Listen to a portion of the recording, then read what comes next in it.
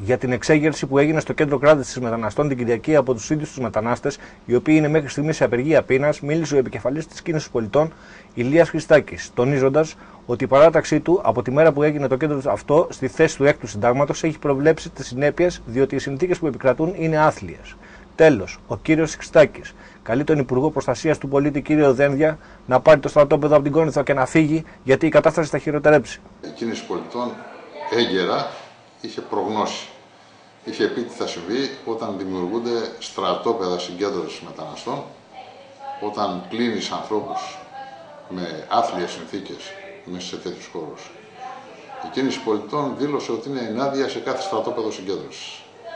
Και πολύ δε περισσότερο ένα στρατόπεδο συγκέντρωσης μέσα στον αστικό ιστό, μέσα στην πόλη, δίπλα στα σχολεία, δίπλα στα γυμναστήρια. Είχαμε προβλέψει ότι θα οδηγηθούμε σε επεισόδια, είχαμε προβλέψει ότι θα δημιουργηθούμε σε τέτοιες εξελίξεις. Ακόμα δεν είναι αργά. Ας το πάρει το κράτος που κοφεύει, ο κύριος Δένδιας που δεν δέχθηκε ούτε τους εκπροσώπους των παρατάξεων του Δήμου Κορινθίων να δει, ας το πάρει και να φύγει από εκεί.